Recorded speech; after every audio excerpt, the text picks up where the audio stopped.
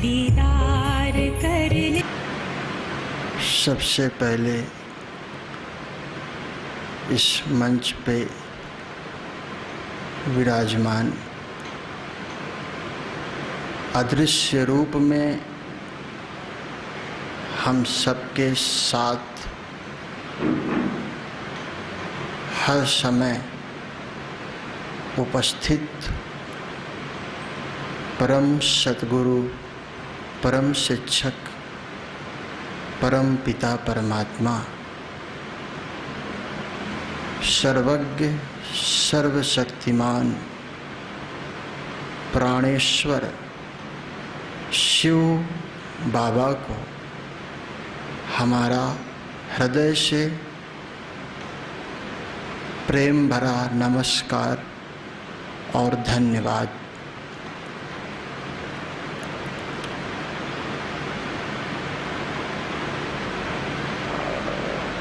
हमारे मंच में हमारे समीप उपस्थित राजयोगिनी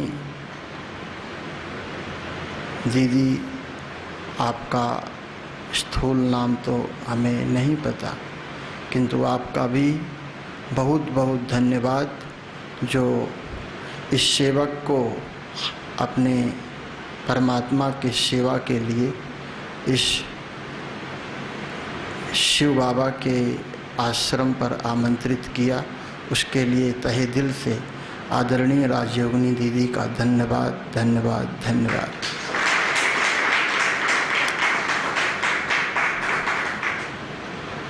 और इस मंच में उपस्थित हमारे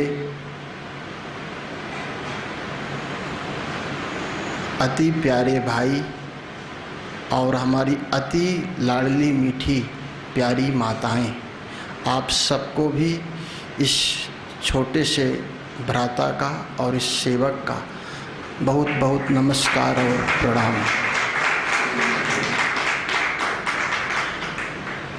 आज हमें आश्चर्य भी हो रहा है और अत्यंत खुशी भी है, क्योंकि जो दृश्य हमारे सामने है और एक कुछ करीब 1 वर्ष से जो हमारे साथ ये परमात्मा अद्भुत खेल खेल रहा है हमको निमित्त बना के, उससे हम आश्चर्य भी हैं और अचंभित भी हैं, क्योंकि हमने स्वप्न में भी नहीं सोचा कि हमें इस संस्था में परमात्मा सेवा के लिए पहुंचाएगा। क्योंकि हमारा जो शुरू से जीवन काल था वो एक ब्रह्मचारी सन्यासी का था और हठ योगी जिसे कहें, तो हमने कल्पना भी नहीं की कि हमें बाबा इस ब्रह्मा कुमारी संस्था में सेवा के लिए और माताओं के साथ, बहनों के साथ इस कार्य में हमको यूज करेगा। और इस खुशी को हम अपने शब्दों से बयां नहीं कर सकते। आप लोग अत्यंत सौभाग्यशाली हैं और सबसे पहले तो हम आप लोगों की महिमा करते हैं, क्योंकि भगवान को जान लिया आपने, ये बहुत बड़ी बात है। हमने भी जाना, लेकिन हमने भगवान से बहुत आपस में भगवान को हम इतना प्यार करते थे, फिर भी भगवान से बहुत लड़े। इस चीज़ का हमें दुख है कि जो हमें इतना प्यार करता है, बाबा ने आज मुरली में कहा कि उसका स्वाद, उसका जो रस है, उसका रस जो एक बूंद भी पा जाएगा वो उससे कुछ मांगेगा नहीं कभी दोबारा, कुछ भी नहीं मांगेगा, चाहे वो कुछ भी कैसी भी परिस्थिति उसके साथ खेल में हो, लेकिन वो कुछ कहेगा नहीं, क्योंकि उसका नाम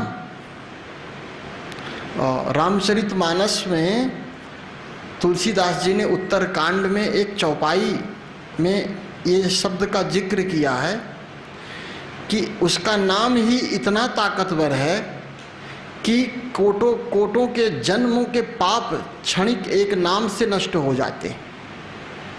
अब वो नाम वाला परमात्मा राम, शिव, जिसके साथ हमेशा जुड़ा हो, जिसकी महिमा स्वयं राम कर रहा हो, उनसे सौभाग्यशाली इस दुनिया में हमको नहीं लगता कोई होगा। जिसकी माला लोग जपते हैं और माला जप करके अपने आप को कृतार्थ और धन्य धन्य समझते हैं, वो परमात्मा इन मालाओं की माला जपता है। इसलिए हम तो बहुत खुश हैं, अत्यंत खुशी हो रही है कि साक्षात देवी और देवताओं की सन्मुख हमको उसने बैठा दिया। इस लायक हम नहीं थे, सच बता रहे हैं आपसे, लेकिन पता नहीं परमात्मा ने क्या देखा, क्या सोचा, क्या जाना, उसकी महिमा वही जाने। और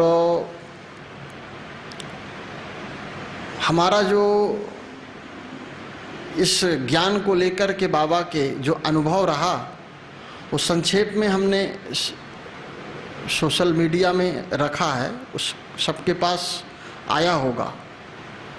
हो सकता है कोई ऐसा बचा हो जो ना सुना हो, नहीं तो उसने जो है एक ही मिनट में सबके पास वो चीज़ पहुंचा दी विज्ञान के माध्यम से। फिर भी हम आपको एक अपना थोड़ा सा अनुभव बताते हैं कि हम वाराणसी में जब थे तो शिव से हमारी बहुत पुरानी दोस्ती कहिए, और चाहे पिता का संबंध कहिए, माँ का संबंध कहिए, उससे हमारा बहुत आत्मिक पहले से ही संबंध था। किंतु जब कभी उसके रूप को लेकर के, उसके नाम को लेकर के विरोधाभास हम समाज में सुनते थे तो हमें बहुत दुख होता था अंदर से कि सब लोग कहते तो हैं कि सबका मालिक एक है, लेकिन मानते क्यों नहीं कि वो मालिक एक है, और वो एक है कौन ये कोई बताता क्यों नहीं। तो अंदर हमारे रहता था कि शायद कोई पुस्तक पढ़ लें, उसमें वो एक वाला शायद मालिक मिल जाए। तो हमारी पुस्तकों पढ़ने की जिज्ञासा बहुत थी, किंतु जितनी पुस्तक पढ़ते गए उसमें वो एक अनेक होता गया। बात तो एक सबके मुख में है, लेकिन उसके नाम, उसके रूप सब जगह अनेक अनेक रूप से अभिव्यक्त हुए। तो बहुत अंदर से पीड़ा होती थी कि आखिर उस एक का, एक मत से, एक विचार से, एक संकल्प से एक को कौन बताएगा कि वो एक है क्या, वो एक कैसा है, वो एक रहता कहाँ है, वो एक करता क्या है। ये एक संकल्प हमारे अंदर हमेशा चलता था। लेकिन अब पूछें तो पूछें किससे? जिससे पूछें तो वो यही कहते कि वो एक है, अनेक रूपों में प्रकट हुआ है। कृष्ण के, राम के, हनुमान के, गणेश के रूप में वो एक ही अनेक रूपों में प्रकट हुआ है। तो हमारा दिल ये बात स्वीकार नहीं करता था। हमको लगता था कि ऐसा नहीं हो सकता। तो उस एक प्रश्न ने ही हमें उस एक पिता के पास ला करके बैठाया और एक से हमें मिला दिया। यदि वो एक प्रश्न हमारे अंदर नहीं रहता तो जो एक मालिक है जगत का, एक पिता है जगत का, एक स्वामी है जगत का, एक पति है जगत का, उससे मिलन हमारा असंभव था। क्योंकि हमारी बहुत तार्किक बुद्धि थी और हम आश्रम में आए ज़रूर, लेकिन आने में हमें बहुत समय लग गया। हमें स्वीकार नहीं होती थी बातें परमात्मा की, क्योंकि परिचय तो एक हमें मिल गया उसका, लेकिन उसकी बातें अनेक प्रकार से थी। वो एक ही बात को अनेक तरह से घुमा के बोलता था, तो भी हमको दुविधा होने लगी, दुख होने लगा कि परिचय तो सही है कि परमात्मा एक है, वो ज्योति स्वरूप है, लेकिन ये बातें तो बहुत बेढंगा विचित्र तरीके से हो रही, कभी कुछ कभी कुछ, कभी मैं जानता हूँ कभी मैं नहीं जानता, कभी मैं सब देखता हूँ मैं कुछ नहीं देखता।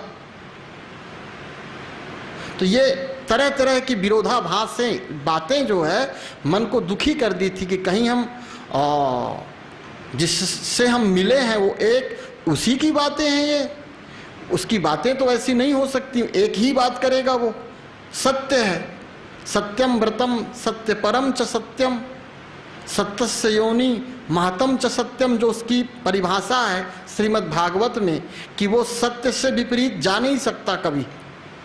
तो इसको लेकर के हमको बहुत लंबा समय लगा। हम गीता से मुरली को जोड़ते थे, भागवत से जोड़ते थे कि शायद कहीं से सेटिंग बैठ जाए। तो गीता से तो कुछ सेटिंग बैठती थी कुछ हद तक, लेकिन कहीं जाकर के मिस्टेक हो जाता था। उसकी महिमा जो हम जानते हैं, उसकी महिमा में तो यही है कि सब कुछ बदल सकता है, लेकिन आत्मा और परमात्मा अपने स्वरूप से कभी नहीं बदल सकते, सब बदल जाएगा। जिसकी बात बाबा ने कहा कि आत्मा निर्लेप है, इस पर भी हमारा बहुत ज़्यादा मंथन चला, क्योंकि हम वेदांत पढ़े हैं।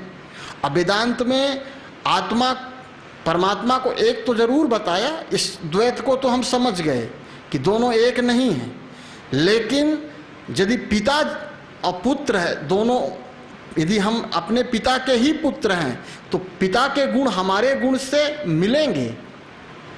तो जब हमने देखा कि ये जीवन में इतना लोग अशांत हैं, दुखी हैं, परेशान हैं, ऐसा क्यों?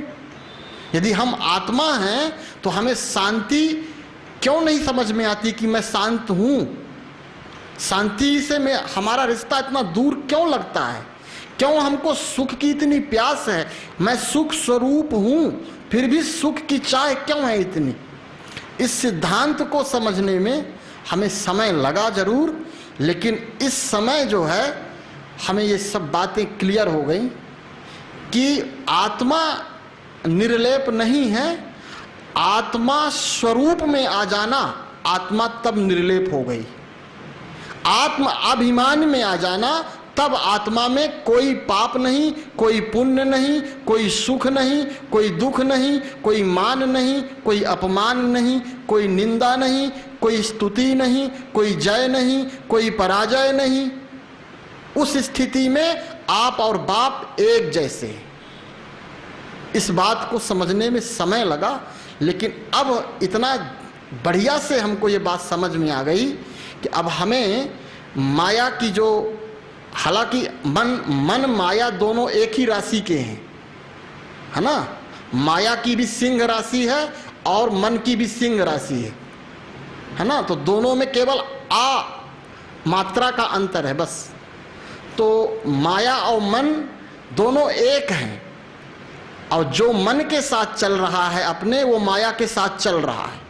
इसलिए आपने ध्यान दिया होगा परमात्मा ने मुरली में एक महामंत्र की घोषणा करीब करीब हफ्ते में एक आध बार कर देते हैं। वो है वास्तविक में गुरु नहीं मानता अपने को परमात्मा, लेकिन वो गुरुओं का गुरु है। तो वो एक ही मंत्र दिया है, हमेशा देता रहा है। 87-88 साल हो गए हमारे हिसाब से परमात्मा को एक मंत्र दोहराते हुए। उस मंत्र पर हमें नहीं लगता कि विचार सागर मंथन लोग, बहुत कम ही लोग करते होंगे। मन मना भव, ये महामंत्र है। इसी मंत्र से सारे भूत प्रेत, भूत ही प्रेत तो परेशान किए हमको, इस सारे दुखों की, सारे समस्याओं की, सारी बीमारियों की, सारे कष्टों का एक ही मंत्र है। हम लोग गुरुओं के पास किस लिए जाते हैं? गुरु जी कोई मंत्र दे दें जिसको हम जप करेंगे तो हमारे जीवन में सारी समस्याएं खत्म हो जाएं। बाबा हमें रोज मंत्र देते हैं, लेकिन वो मंत्र हम लोग समझते ही नहीं कि ये मन मना भाव है क्या। बाबा ने यही कहा है कि तुम्हें जो दुख दे रहा है वो तुम्हारा अपना सगा प्यारा मीठा मन, अब वही उसी के लिए हम सब लोग जी रहे हैं। अभी आपका मन ही कह रहा है तो आप यहां बैठे हैं, अभी मन कह दे कि यहां से उठे तो सब लोग उठ के चले जाएंगे। शिव बाबा कहें बैठो, आपका मन कह रहा नहीं बैठना तो आप चले जाएंगे यहां से। आपके सामने भोजन रखा है, मन कह रहा है कि अच्छा नहीं है, तो आपकी हिम्मत नहीं है कि आप खा सकें। हम मन के इतने वफादार आज्ञाकारी बच्चे हैं। मन है तो हम कहीं किसी से मिलेंगे, अच्छे से मिलेंगे। मन नहीं है कि इससे ना मिले तो आपकी हिम्मत नहीं कि आप प्रेम से खुशी होकर उससे बात कर सकें। हम पूरी तरह से मन मना भाव नहीं, मन को अपने जीवन का सबसे बड़ा हथियार बना लिए। जब तक मन नहीं जाएगा तब तक परमात्मा का जो आनंद है, हमारे और बाबा के बीच में जो सुख के और शांति के बीच में जो पर्दा है ना, ये हमारा अपना इतना प्यारा मीठा मन ही है, और इसी को चढ़ाना पड़ेगा उसको। जो जितना चढ़ा दिया होगा उतना उसके रस का अनुभव कर पाएगा। और हमने इस मुरली से बाबा की यही सीखा है और यही सीख भी रहे हैं कि सब कुछ करते हुए सबकी नज़र केवल अपने मन पर हो, बस और कुछ नहीं देखना है, अपने मन को ही देखना है। हम आत्मा हैं, हमें आत्मा बनना नहीं है। बहुत लोग कोशिश कर रहे हैं आत्मा होने की लंबे समय से, लेकिन ये नहीं समझ रहे कि वो है ही आत्मा, उन्हें बनना नहीं है। आत्मा और बाबा, हमारे आत्मा और बाबा के बीच में केवल मन ही हमें शरीर बना देता है। जब मन बाहर मुखी हो गया तो हम शरीर हो गए, अब वही मन जब अंतर्मुखी हो गया तो हम आत्मा हो गए। वो दोनों तरफ से काम करता है मन, इधर से भी और इधर से भी। तो अब जो समय चल रहा है, और बाबा एक ही शब्द बोलते आ रहे हैं शुरू से, और हमको लगता है कि करीब करीब बहुत कम लोग होंगे जो मुरली को प्रेजेंट में रह के सुनते हों। सबको झुटके नींद के आने लगते हैं, सबको आने लगते हैं। कारण ये है क्योंकि हम ऊब गए हैं। मन को चाहिए वैरायटी, मन को एक ही सब्जी पसंद नहीं होगी लगातार खिलाना हो किसी को। यदि आपको चेक करना हो कि आप मन को जीत लिए हैं तो एक सब्जी 1 महीने लगातार खा के दिखाएं, आपको पता चल जाएगा कि मन को आप जीत लिए हैं या मन के गुलाम हैं। 1 हफ्ते में ही जो है बहुत खतरनाक स्थिति हो जाएगी। क्यों? क्योंकि भोजन कौन कर रहा है?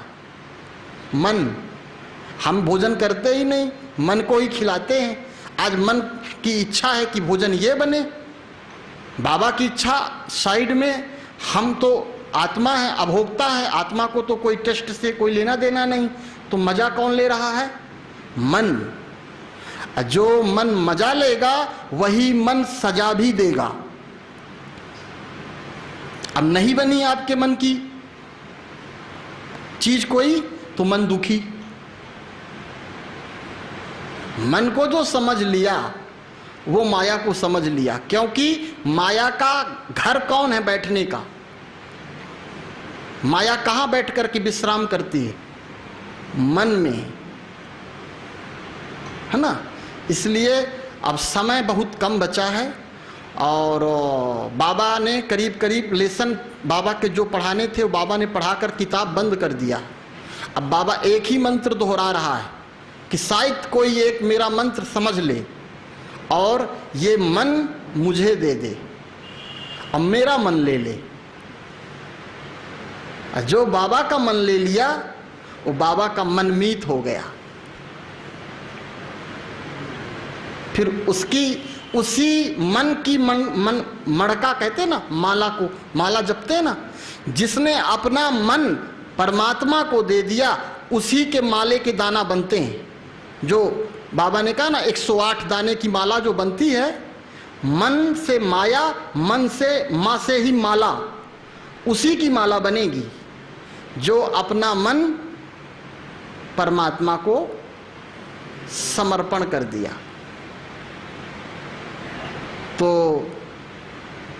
हम तो आप लोगों के सामने जैसे सूरज को दीपक दिखाना हुआ, हमारे पास कोई ज्ञान नहीं है, जितना हमने थोड़ा सा जाना है, सागर की एक बूंद है ना, सागर की एक बूंद हमने पाया है। और आप लोग लंबे समय से ज्ञान में चल रहे हैं, बाबा को आप लोगों ने अच्छे से जाना होगा, लेकिन हम थोड़ा सा जाने हैं, थोड़ा सा। और जितना हम जाने हैं उतना बताने की कोशिश करते हैं, लेकिन सत्यता यही है कि उसको बताया नहीं जा सकता। अनुभव आत्मा करती है या मन करता है? हम आपसे प्रश्न करते हैं, अनुभव कौन करता है, आत्मा करती है या मन करता है? हाँ, आत्मा करती है। तो आत्मा को जानने के लिए क्या करना पड़ेगा? अनुभव से जाना जा सकता है आत्मा को? अनुभव से जाना जा सकता है आत्मा को? नहीं। यदि आत्मा सब चीज का अनुभव करती है, आत्मा का कोई अनुभव नहीं कर सकता। आत्मा अनुभव से भी परे है, सबका अनुभव करेगी, खाने का, पीने का, सुख का, दुख का, सबका अनुभव आत्मा करती है, स्वाद लेने का मन के द्वारा, लेकिन आत्मा का कोई अनुभव नहीं कर सकता। इसीलिए आत्मा को जानना कठिन है, आत्मा को नहीं जाना जा सकता। आत्मा से सब कुछ जाना जाएगा, और कोई ऐसी चीज वैसी नहीं बनी दुनिया में जो हमें आत्मा को जना दे। आंख से हम सारी दुनिया को देख सकते हैं, लेकिन आंख से आंख को नहीं देख सकते। हाँ, जब परमात्मा हमारे साथ सन्मुख आ जाएगा तो परमात्मा में हम अपने को देख सकते हैं कि जैसा वो वैसा मैं। हमने अपने को जाना कैसे? बाबा ने आज कहा ना कि यदि मैं तुम्हें नहीं बताता कि तुम आत्मा हो तो तुम्हें कभी नहीं पता चलता कि तुम आत्मा हो, क्योंकि हमारे जैसा केवल वही है, उसके जैसा केवल हम हैं। तो जब हम दोनों एक दूसरे के आमने सामने हुए तो जैसे हमने उसको देखा वैसे हमको लगा कि ये तो हमारी फोटो कॉपी है, हम और वो दोनों एक हैं। इसलिए शिव बाबा की बहुत बड़ी कृपा, बहुत बड़ी कृपा है। और ये जो समय चल रहा है ना, इस समय की कीमत हीरे मोतियों से भी नहीं तौली जा सकती। हम नहीं मानते कि सतयुग में सुख मिलेगा, ये सतयुग आएगा। जिसने उसका स्वाद चख लिया है उसके लिए यहाँ महासतयुग है, महासतयुग।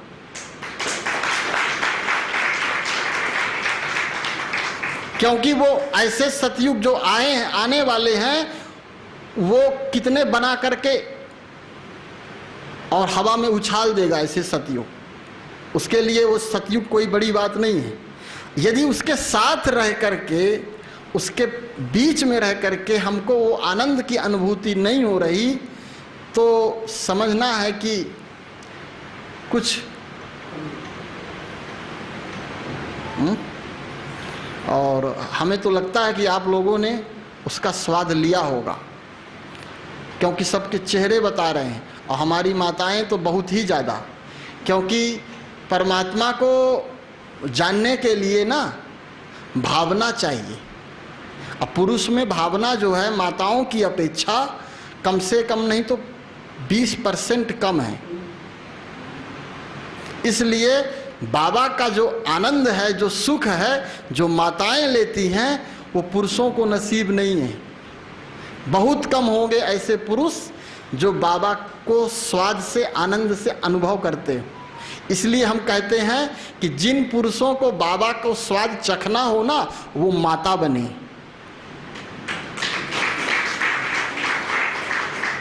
माता में जानते हैं सबसे बड़ी विशेषता क्या होती है?